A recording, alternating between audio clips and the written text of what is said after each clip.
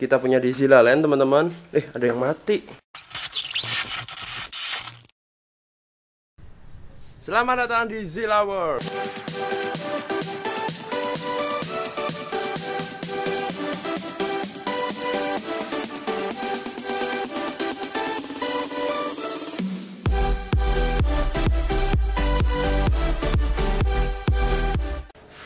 Tuh, suasana di pagi hari di Zilaland ini jam 8:30-9 pagi, masih pada lapar. Sekarang banyak yang request di YouTube kita Zilla World, itu banyak yang komen tentang kondisi baby iguana teman-teman. Nah sekarang kita langsung aja cek kondisi baby iguana, karena ini udah lumayan juga lama kita nggak cek. Kita buka. Oke, itu udah ada yang lari-larian di sana. Oke, jadi nih ada nih satu contoh yang deket, nggak takut nih. Oke, ini dia baby iguana yang kita punya di Zilaland teman-teman. Ada yang mati. Oh nggak mati, anjir, kirain mati nih. Oh, tadi kelihatan nggak ya di kamera? Kirain mati tadi. Oke, jadi rata-rata besarnya udah segini nih teman-teman untuk baby iguana di Zilaland. Nih sini tuh. Nah ini pada sembunyi di bawah. Kalau pagi-pagi biasanya mereka ada di sini nih. Gua hafal banget nih. Ini di dalam sini nih. Coba lu berat. Wah, takutnya kejepit. Tuh ada di situ teman-teman. Di dalam ada lumayan banyak. Ayo keluar.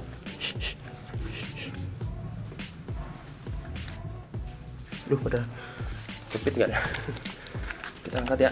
Wah, tuh, wih. Jadi memang ini kita juga baru tahu karena baru pelihara apa namanya baby iguana di outdoor. Jadi mereka ini ternyata kebiasaannya sembunyi di bawah batu atau kayu. Aduh, whoops. Nyaris tuh nggak ada yang kena. Oke, jadi gitu. Ini ada bekas-bekas kangkung yang kita kasihin di sini, belum kita ambil karena masih segar. Biasanya kita taruh sini beberapa hari sampai ini layu ya, karena ini biasanya masih tumbuh akarnya teman-teman. Oke, ini kita lanjut nyari baby iguana lagi di kandang. Nih, jadi kemarin nih kondisinya juga ada yang kurus teman-teman. Tuh, tapi lincah tuh lihat ya. Yang kecil nih, ini kurus nih ekornya. Tuh, tapi lincah. Tuh, lihat kan, kurus kan. Nah, ini kurus. Yang harusnya kalau kita rawat di indoor, pasti kalau udah kurus kayak gini, kondisinya pasti kurang lincah atau cenderung lemes teman-teman. Dan pasti nggak mau makan. Coba kita tangkap ya. 1, 2, 3. Aduh. Nih. Au, gigit lagi.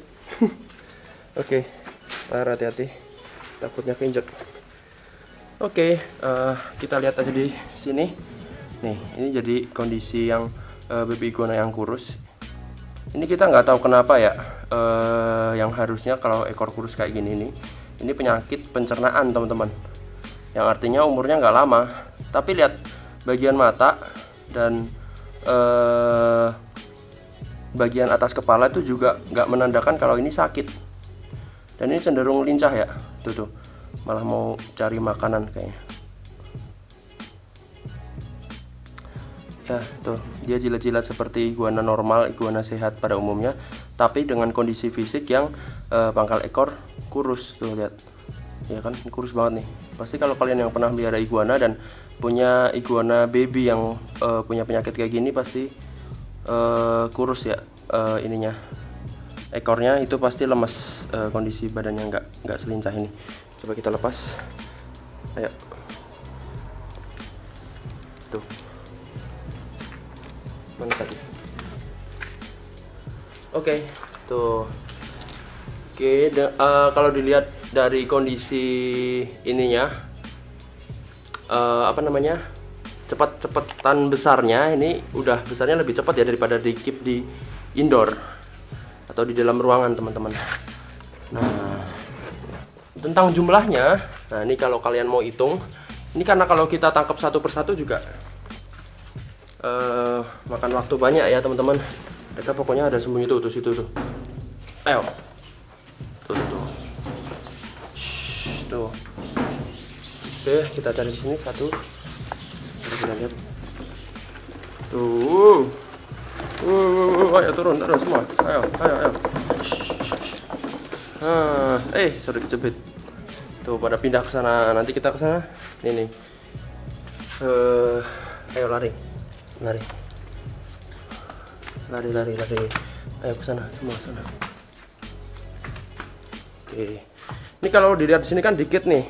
Nih yang di atas cuman beberapa nih, kalau dihitung cuman berapa, 20-an mungkin ya. Tapi mereka ini sembunyi ada di bawah. Mana ngumpulinnya ya?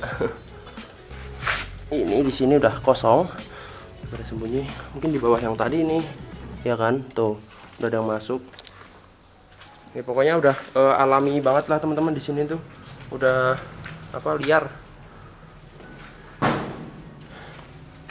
Tuh, terus. Ayo. Oke tuh. Ini pada sembunyi di bawah kayu. Oke, buat kalian yang bisa hitung, udah langsung hitung aja dan tulis di komen teman-teman, ada berapa banyak jumlah iguana yang ada di Zilaland yang baby-babynya. Tuh ada yang nyamar di rumput juga. Tuh. Biasanya kalau pagi-pagi mereka pada berjemur di sini nih, pada urut-urutan banyak banget. Tapi tadi kita pas datang mereka udah pada di atas ini, jadi nggak begitu kelihatan. Nih kita ambil salah satu contoh baby iguana yang nantinya akan kita besarin jadi indukan. Diam. Oke, ini dapat kelihatan nggak?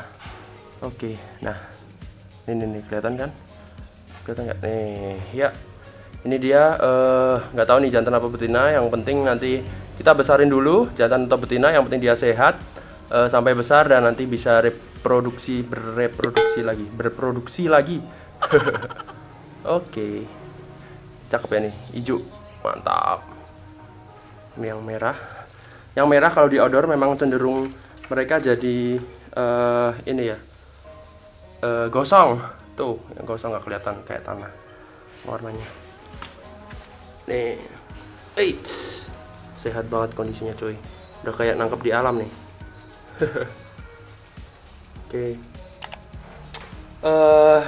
Ngomong-ngomong tentang ukuran yang paling besar, di sini ada satu ekor nih kayaknya yang paling besar dan dia lari. Banter banget. Susah ambilnya. Ya pokoknya ukuran paling besar kira-kira segitu teman-teman. Itu tadi yang hampir ketangkep. Ukurannya kurang lebih berapa ya? 40-an cm lah ya. Ada. Tuh, ini masih pindah lagi tuh di bawah tuh. Kelihatan nggak di dalam banyak banget itu. Sekumpulan. Ayo keluar. Jadi mereka ini suka banget untuk sembunyi di bawah batang ini. Memang sengaja kita bikin biar mereka bisa adaptasinya lebih cepat. Mantap ya. Ayo.